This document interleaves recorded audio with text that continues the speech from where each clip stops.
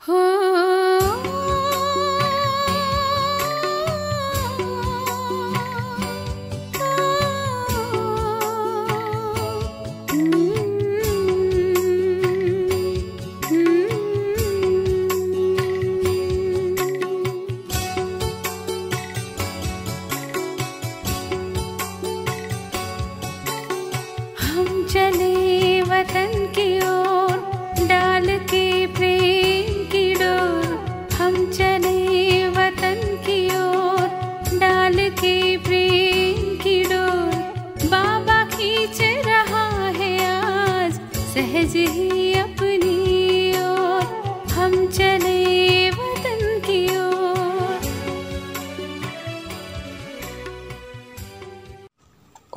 சாந்தி. 18/4/1977 அவ்யக்த பாப்தாதா மதுபன். வாணியின் தலைப்பு: டீச்சர்களுடன் பாப்தாதாவின் சந்திப்பு. தகுதியான ஆசிரியரின் ஒவ்வொரு காரியம் என்ற விதை பலனளிப்பதாக இருக்கும், பயனற்றதாக இருக்காது. டீச்சர்கள் என்றால் ஆசான். ஆசான் என்றால் என்ன அர்த்தம்? ஆசான் என்பதற்கு இங்கு படிப்பு, அதாவது ஞான சுரூபமானவர் என்று அர்த்தமாகும். மிக உயர்ந்த படிப்பு கொடுப்பதற்கான சகஜமான வழி எது? அநேக விதமான படிப்பறிவு கொடுப்பதற்கான வழிகள் இருக்கிறது தான் இல்லையா? அப்படியானால் படிப்பறிவு கொடுப்பதற்கான அனைத்தையும் விட சுலபமான சாதனம் எது? வாய் மூலமாக அன்றி சொரூபம் மூலமாக படிப்பறிவு கொடுப்பது.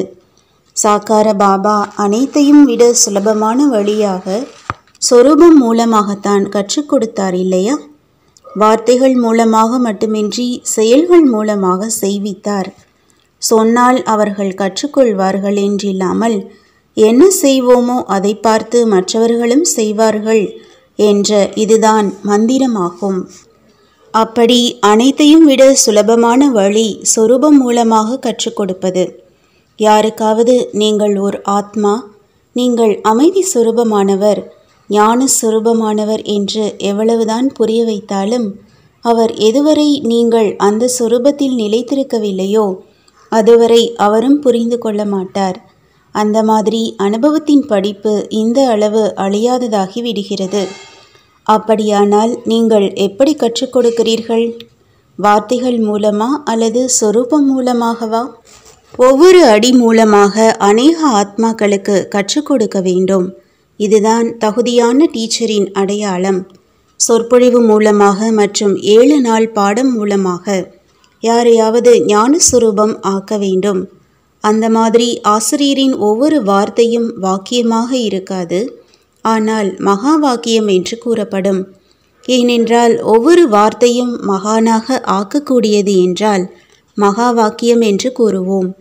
ஒவ்வொரு செயலும் அநேகர்களை உயர்ந்தவர்களாக ஆக்கும் பயன் கொடுப்பதாக இருக்க வேண்டும்.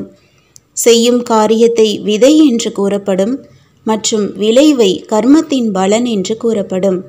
அந்த மாதிரி ஆசிரியரின் காரியம் என்ற விதை பலனளிப்பதாக இருக்கும். ஒருவேளை விதை சக்திசாலியானதாக இருக்கிறது என்றால் பழமும் அவ்வளவு நல்லதாக வெளியாகும். ஒவ்வொரு காரியம் என்ற விதை பலனளிப்பதாக இருக்கும், பலனற்றதாக இருக்காது. இதைத்தான் தகுதியான ஆசிரியர் என்று கூறுவது. ஒவ்வொரு எண்ணம் எப்படி பிரம்மாவின் ஒரு எண்ணம் புது உலகை படைத்தது என்று பிரம்மாவின் அவருடைய எண்ணத்திற்காக வர்ணனை இருக்கிறது, அந்த மாதிரி அப்படிப்பட்ட ஆசிரியரின் எண்ணம் புது உலகின் அதிகாரியாக ஆக்கக்கூடியது. புரிந்ததா? ஆசிரியரின் விளக்கம் இதுதான். டீச்சர்களுக்கு ஒரு லிஃப்டின் கிஃப்டும் இருக்கிறது. அது எது? டீச்சர்கள் ஆவது என்றால் பழைய சம்பந்தத்தில் இருந்து தியாகம் செய்வது. இந்த தியாகத்தின் பாக்கியத்தின் லிஃப்டின் கிஃப்ட் டீச்சர்களுக்கு இருக்கிறது. முதலில் தியாகமோ செய்துவிட்டீர்கள் தான் இல்லையா?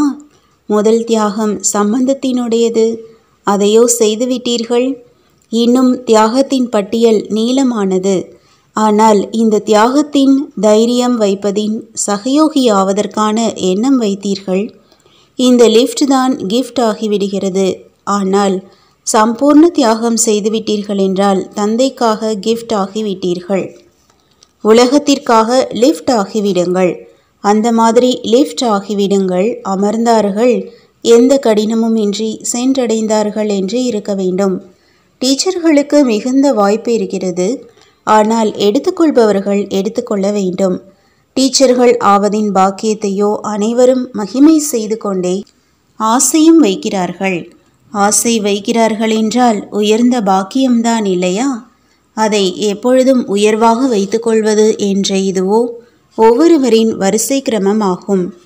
டீச்சர்கள் எவ்வளவு விரும்புகிறார்களோ அவ்வளவு தன்னுடைய எதிர்காலத்தை ஒளிமயமாக்க முடியும்.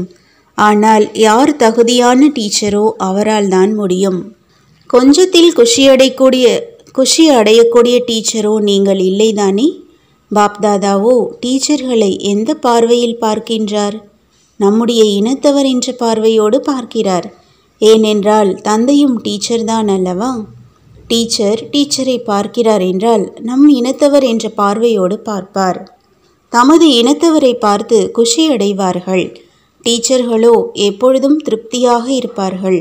அப்படி இருக்கிறீர்கள் தானே என்று கேட்பது என்றால் நம் இனத்தவரை அவமதிப்பதாகும். நல்லது. ஓம் சாந்தி. तुम बच्चों को तो सर्विस करनी है, जो बाबा कहते हैं सबको ये बताओ कि देखो तुम्हारा एम एंड ऑब्जेक्ट ये है, एक गीता है बगैर, ये राजयोग है ना बच्चे। कैसे है राजयोग? बिल्कुल सहज है कि बाप को याद करो तो ये वैसा मिलेगा तुमको। ओम शांति।